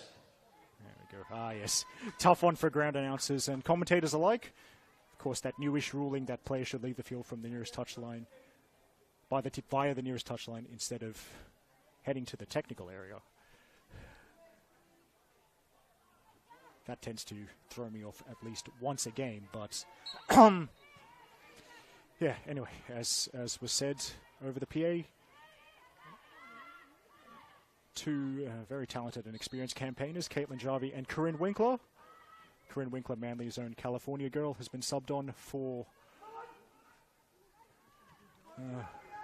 and I think will be a straight swap in central defence. Winkler replacing Leah Burton, while Caitlin Jarvie is replacing Nicole Stewart. So that's that's going to be a bit of a shuffle further forward for Manly. Jarvie looks to be in the usual central midfield position. Maybe Alexia Carastal is the one that's gone to the left wing to fill the position vacated by Nicole Stewart. That's nice intercept and touch off the chest from Ariela Cabezas. Now, Jarvie. Jarvie tried to shake off Fregale. And we'll go on. As APIA have the ball 3-on-3. Potentially for APIA. Dedamizio. I think she got some instructions to drive. She did. And she's won a free kick off Corinne Winkler. Set piece coming up. It's an interesting possession. An interesting position for any aspiring left-footed set piece taker. And there you go. Charlotte Lancaster already heading over to the spot of the foul. So Nicole Simonson, as keepers love to do, being very particular with the positioning of a three-player wall. Ara Smith, Jarvie and Bozanic. Incidentally, also the midfield trio are the ones tasked with blocking the path to goal for Charlotte Lancaster. 5 white jerseys in the middle as well, but everyone back for Manly, obviously. Here's Lancaster. She shoots, and not quite the bend or dip that she wanted, so the number 7 for APIA stays on at 7 goals for the season. Oh, interestingly enough, thanks to Dave McDonald for dropping something in the commentator group chat. So we do have a full-time score for today from NPL Women's. It is Bulls FC Academy 7, Blacktown Spartans 0. So a 7-0 victory for Bulls FC Academy. And Spartans, that's a rough one, losing by That's a rough one for Blacktown Spartans to lose by 7-0. Although, a familiar-looking scoreline to Blacktown City men's fans of a certain vintage. Anyway. Thanks, Dave. That's the name. Please, I hope Dave defrosts, because calling a winter game at Northbridge Oval, yikes, especially if the wind gets up. The commentary position at Northbridge Oval, I think, faces the ocean. Has a bit of elevation, so when you cop those cold winds coming off the ocean, especially the higher elevated ocean winds, you really feel it. Now that I think about it, I'm glad I haven't been there in 5 years, but, oh, my bones still remember, trust me.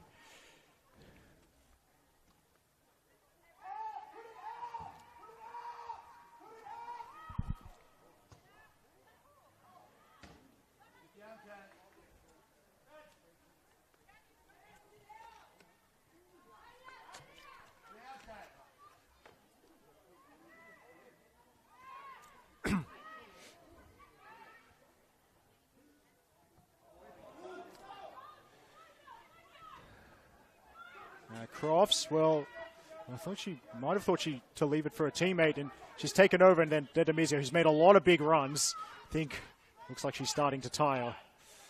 So I do wonder if Dedemizio will play out the 90 minutes. See a couple of APIA subs warming up. Brad Attard has can use a maximum of 4 subs remaining from the 5 available. Sophie Margus, the backup keeper. There's also Teal Kilbride, Caitlin Kaparasov, Gisela Pepino, who I think scored in the reserve grade game, actually, and Imogen Lane. By the way, that completes the thought I was getting to. Imogen Lane has taken the jacket off, so if she's coming on, I wonder if she'll be the straight swap for Chiara Dedemizio. She's going to get the laminated notebooks out to Imogen just off frames, getting some last-minute instructions.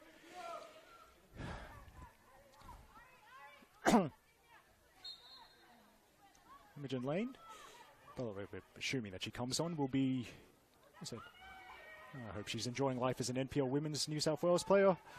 Over the previous 2 seasons, she was part of the Hills United side in League One Women's that reached 2 consecutive grand finals. I think a double-figure goal scorer in both seasons, 2022 and 2023, if I remember correctly, and that's what inspired APIA to secure her services. Imogen Lane, 1 goal for the season in first grade, I think. Check Monday. Yep, that's right. As Cara Stahl wins the throw-in.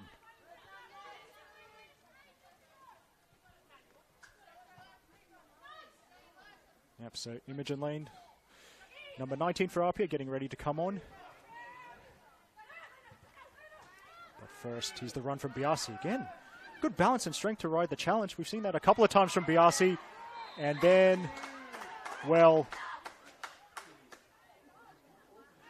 I think the foul goes against Fagale. Well, when your nickname is the Gennaro Gattuso of NPL New South Wales, I suppose that does come with a foul or 2 every game. I mean, in order to pay tribute to the great man.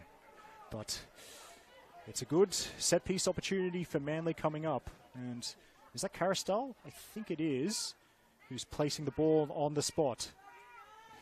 Now, Brad Attard and Sally James can be thankful that APIA Leichhardt got a very tall side, and they've no subtlety about this. They've just chucked their 4 tallest players into the wall: Ash Crofts, Tash Pryor, Charlotte Young, and Charlotte Lancaster. This will be some free kick if it goes in from Cara Stahl. Sally James shouting out the instructions with her booming voice. Here we go from Cara Stahl. It's low, and James saves. And then part of the goalkeeper's manual when you're leading. You catch the ball, and then you hit the ground.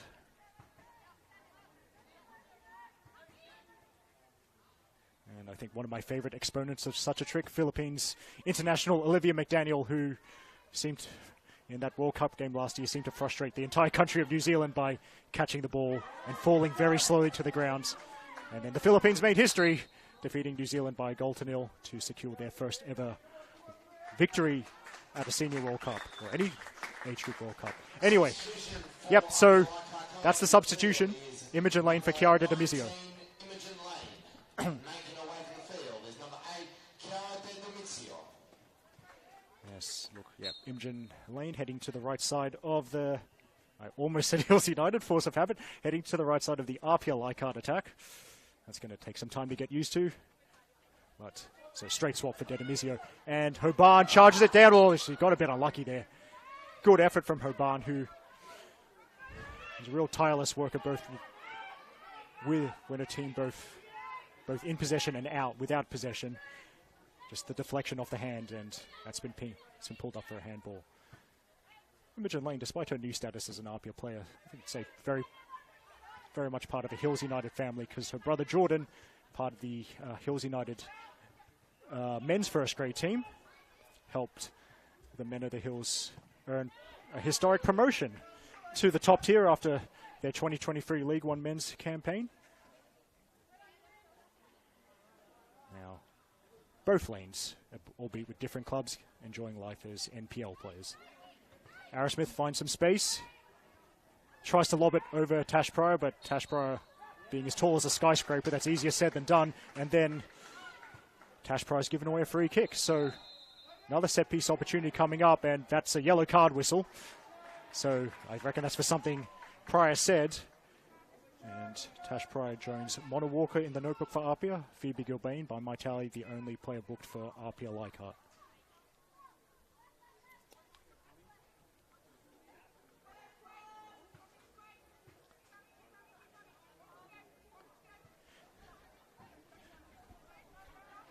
Well, this time Caitlin Jarvie has taken over. It's the same 4 tall players in the wall, which Sally James is positioning. Now, it's a real angled run-up, reminiscent of David Beckham back in his heyday. Will we see the same result? That's what the Northern Beaches folk are hoping for. Here we go. Jarvie, straight at Sally James. And there's been a few balls that have gone straight at Sally James, but I remember reading an article once about goalkeeping, and I love the explanation of the art of goalkeeping. A keeper's positioning isn't by accident. They're standing because that's the most likely position to make a save. So if a lot of shots go straight at a goalkeeper, that's a sign of a very good goalkeeper. That's what Sally James was demonstrating there.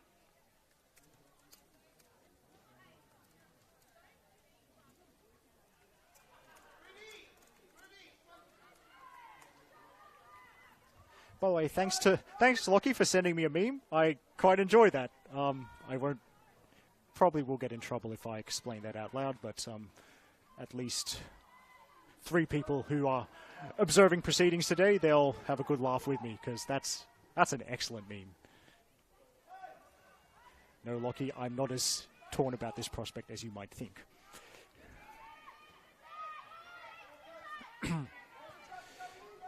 So be a good company man and promote, of course, the great work that the Football New South Wales media team do with NPL New South Wales socials. Cara Stahl winning the free kick there. Keep an eye out for the NPL Women's Team of the Week to be voted on. It's voted on by the Football New South Wales media. That'll be released tomorrow. It's a system, the good old-fashioned system of 3-2-1 votes from each game. Cara Stahl delivers. James is up. Gives a shout and catches. Even had just beginning to lift the knees like they teach all goalkeepers, just to protect yourself from anyone rushing in to challenge you catching the ball. Good technique from Sally James. And then, oh well, now she's feeling a bit sore, so we're going to have a stoppage. And by the way, Manly also trying to make a sub. It's the youngster, the highly rated youngster, Ruby Vernon, who is incredibly quick over the first 5 meters, and every time she sprints, basically, Ruby Vernon replacing Sian Bozanic. And I think that's moved Cara Stahl back into central midfield. Ruby Vernon going to use her speed out wide.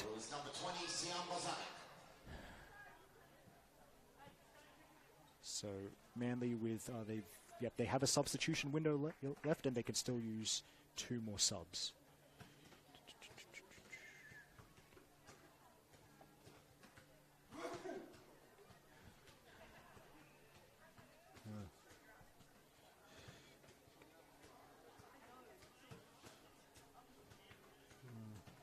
Everything's okay with Sally James, but I'm hearing some concern from voices around me.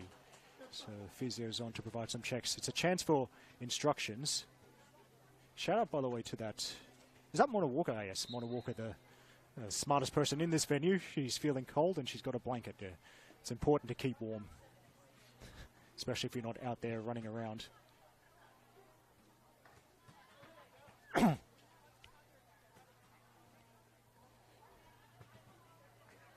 can think of a few venues where I should really start bringing a blanket with me, especially now that we're in June. But anyway, that brief break was a chance for coaches to give instructions. I think Tom Hopley was imparting his wisdom to the Manly United players. On to the final 10 minutes of regulation. I think that's the first touch for Ruby Vernon. Loses out to Sophie Hoban. Now, great ball to Imogen Lane. She's got 3 options in the middle. Corinne Winkler with the foot in. Lane tries again. Christodoulou. Fergale was the out ball, so to speak, but they couldn't work it to her. And now, here's Vernon. Cabezas. Now, room for Carastal. Options either side as well. Carastal and Sophie Hoban didn't give up on that. Prevented the forwards pass. Now, the majority of APIA Leichhardt players are back. Hoban's very much an unsung hero for APIA Leichhardt. Gets her fair share of goals, but she works so hard off the ball. And you could see it there. One of the many things that inspired Newcastle Jets to give her her first A-League women contract for last summer's season. Anyway, if you've missed any of the action, of course, the joys of YouTube streaming. We're back on it for the first time since 2019. We, as in Football New South Wales. Cross. Ooh, that went out before Sally James touched it. But yes, of course, if you've missed any of the action, it's as easy as going back on the stream, on your YouTube stream, and seeing what you missed. But to sum it up for you, it's APIA Leichhardt leading Manly United by 2-0, a goal in each half.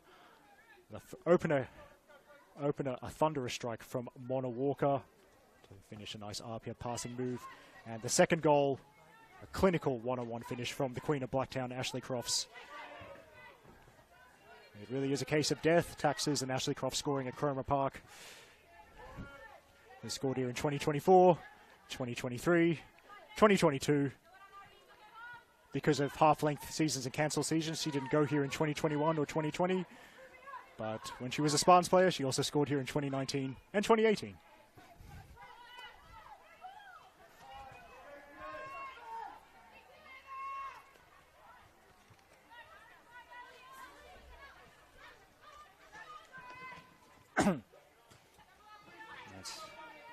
As I said earlier, 40. Ashley Crofts, 40 goals for APIA Leichhardt, 78 NPL New South Wales goals overall, plus 5 in last year's trophy-winning Sapphire Cup campaign for APIA Leichhardt. I'd love to be the person to call Ashcroft's 100th goal. I'll have to keep an eye on that. Now, well, I mean, do we really need to be that finicky with the positioning of the free kick? Anyway, Nicole Simonson gets a trot into opposition territory. And keeper lobs it up. Oh, that's almost allowed to bounce. And Manly free kick right on the edge of the box. Now, given the presumably incredibly tall wall Sally James is going to build here, it'd be very tough for an aspiring dead ball expert to get it up and down over said tall individuals. But I wonder, well, actually that's a bit further out than I thought it was, but even so, it'd be a great shot to get it up and over that wall and also past Sally James. Or the alternative option is to just kick it as hard as you want and hope for the best.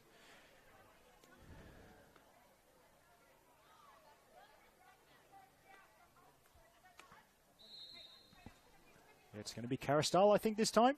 She goes for power. It scores! That's brilliant! A foot like a sledgehammer. Alexia Carastal has given Manly United renewed hope inside the final 5 minutes. The number 10 with a 10 out of 10 strike. Manly United 1, APIA Leichhardt 2. It'll be no clean sheet for the visitors. And Manly, who score their fair share of late goals, That's their 8th goal in the final 15 minutes of games this season. 8 out of 31 total, so over a quarter of their goals coming late on. That was incredible. You saw those 2 earlier free kicks, one from Karastal, one from Javi. They tried for finesse, and Alexa Karastal had said, what if I just kick it as hard as I possibly can? And you saw the result there. Now, of course, it's going to be a little bit nervous for the visitors now. Good header from Barazio, and it's Biasi picking up the second ball. Javi's charging forward, ahead of Biasi. Minette. And of course, the officials are wired up, so Simon Ashari was seeing where the ball was. Possibly a bit of a late tackle. Apologies, I didn't see it, although I'm not getting any younger, that's for sure. There's a lot of things I don't see. I'm sorry, everyone. But the Manly physios on to the field. Now, this, of course, will add to the stoppage time. And no 4th official in NPL women's, so for you young ones, yeah, this is what football used to be like all the time. We just had to guess how much time added on was going to be played. As I tell this old man story, I think it was the 1998 Men's World Cup, the first time we had such a signal with the board and the fluoro numbers to tell us the minimum of time added on. But it's a very familiar sight, but it's a very familiar sight. Tegan Biasi, by the way, if she is up and about, she'll have to be off the field for a brief moment at least, but Manly will still have this set piece. And let's see. Karastal with the variation towards Gilbane, and Gilbane, she keeps it in. It could be up for grabs here. Towed wide by Cabezas. Goal kick. Tegan Biasi back on the field. Manly back to their full complement of players.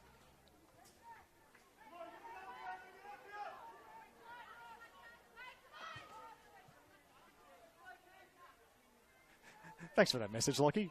That's something I definitely can't read out on air.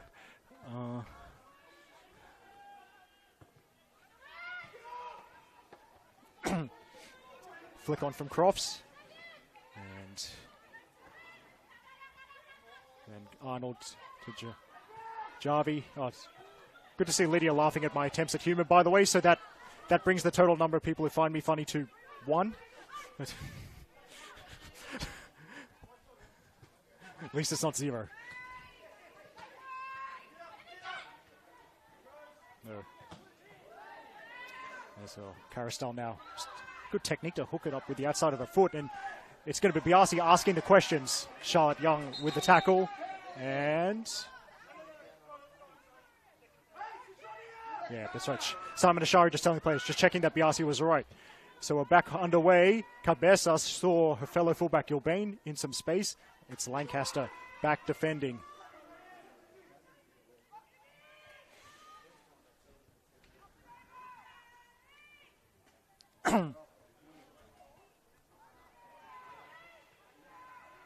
Another run forward, and Hayward showing her left back skills. Stuck to her like glue. It's a goal kick. I see. APIA preparing the Dark Arts 90th minute time wasting sub, Gisela Pepino, who was very active in the first grade game. In the reserve grade game before this one. Has the jacket off. She's going to get a run for a few minutes or so in first grade.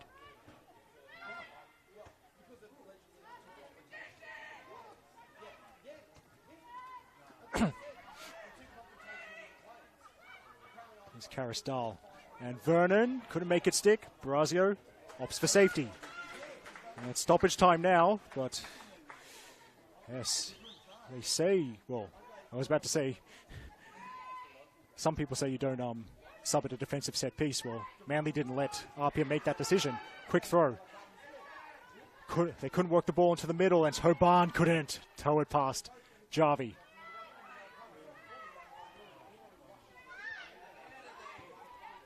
The clearance, who's that from? It's Young again. It's pretty much all hands to the pump.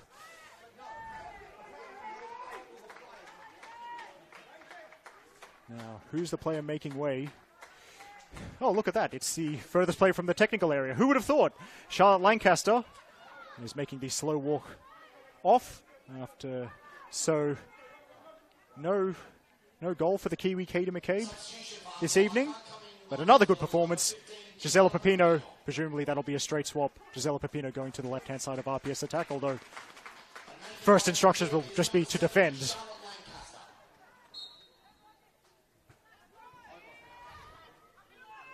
Throw in from Ruby Vernon.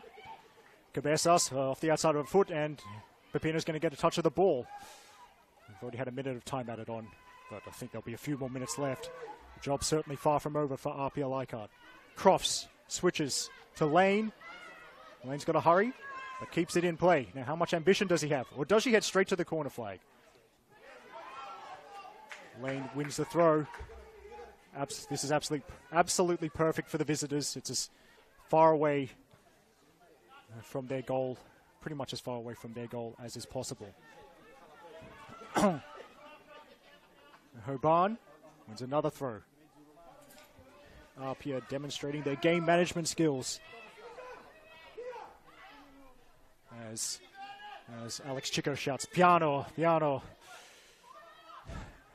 which roughly translates to calm, calm. There's a few other meanings. I learned how to read sheet music and as a child, and Italian, of course, being the language of music. In that context, piano means soft. So I got what they were trying to say. That's my point.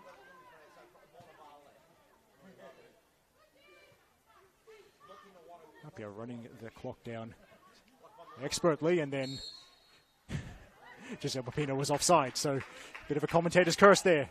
Actually no. It's going to be an APIA free kick, so it will stay in the near corner to the right of our filming position.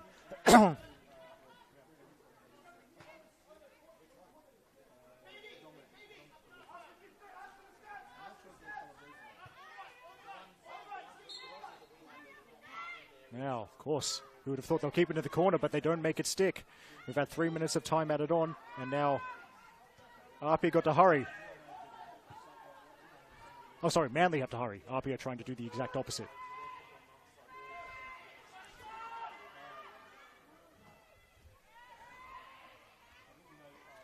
Header from Tash Pryor. Just one last shout out to games coming up. Shout out to my loyal listeners who get to hear me on Thursday night, 7:30 p.m. when I call Football New South Wales Institute versus Illawarra Stingrays. And I've got the Saturday 3 p.m. game from the Arctic Circle, Spirit versus Spartans. This is Biasi in the box, moves outside it, lobs it up, and well, the numbers favour APIA, but it might break for Minette anyway. They still haven't cleared it. Now Caristal. He goes on, Caristal fires towards goal, and Sally Jams very, very gratefully falls on that ball. Now, into the 5th minute of time added on here.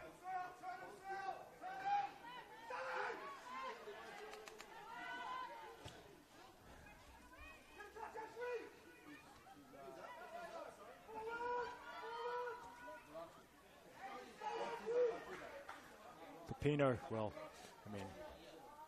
in terms of this game, fresh legs, but she did play in reserve grade, and that would have been a hard pass to keep up with, even if she had been completely fresh for tonight. And no subtlety from Simonson. This has just got to go as far as it can. Another glance at the watch from Simon Ashari, tonight's referee. Crofts, the defensive header. Now, back it goes. Now Winkler, 1-2 with the goalkeeper. Don't see that too often. Now Vernon, Cabezas, and Young. No subtlety there, and it's full time. APIA Leichhardt have had a successful trip up to the Northern Beaches. They defeated Manly United by 2-1. And they're right in the mix of things as it relates to the premiership race in NPL Women's. They're still in a strong position to make it 2 women's premiership victories in a row. Mona Walker opened the scoring for APIA Leichhardt. About 10 minutes to go in the first half. And Ashley Crofts, the Queen of Blacktown, the defending player of the year, made it 2-0 with a clinical finish in the second half. Manly United made it interesting with about 5 minutes remaining when Alexia Carastal kicked a free kick as hard as she could and beat Sally James. But that was all the scoring. And that's why APIA Leichhardt are the happier of the two teams here. I hope you stick around for more NPL women's coverage on the Football New South Wales YouTube page over the coming weeks. I'm calling a game Thursday 7:30 p.m. and Saturday 3 p.m. And there's 5 games on Sunday the 9th and a game on Monday the 10th as well. So you got plenty of choice if you're an NPL Women's New South Wales fan. But for now, this is Eric Subihano signing off for Football New South Wales on behalf of us and tonight's camera operator Lydia, who is a very patient woman, wishing you plenty of good vibes, great coffee, sick tattoos, Brazzlers, and may you see thrilling finishes wherever you watch football. See you next time.